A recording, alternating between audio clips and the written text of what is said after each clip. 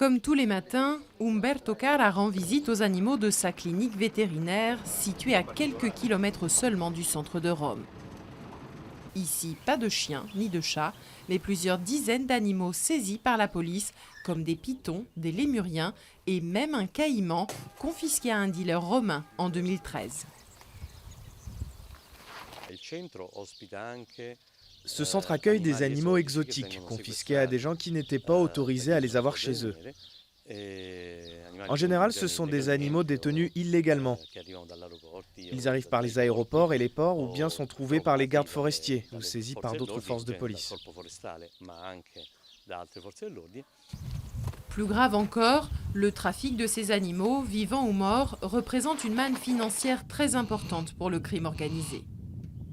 Les cornes de rhinocéros, par exemple, dépassent les 90 000 € le kilo sur le marché noir. Selon des estimations, le chiffre d'affaires mondial du commerce illégal de la faune et la flore représenterait quelques 30 milliards de dollars par an. Les grands groupes criminels africains affiliés à l'État islamique, à Boko Haram ou au Shebab ont comme source primaire de financement ce genre de trafic. Ce sont eux qui orchestrent les crimes contre la vie sauvage.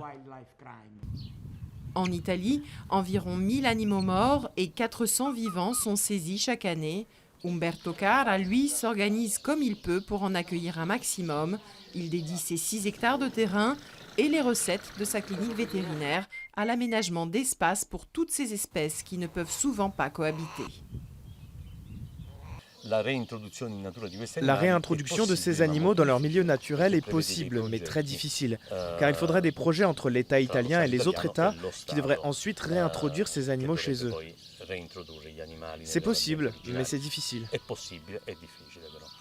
Faute de pouvoir un jour rentrer chez eux en Thaïlande, Thaï et Mardi, les deux gibbons, ont trouvé leur équilibre ici à Rome. Ils font même désormais l'objet d'une étude universitaire sur la communication au sein de leur espèce.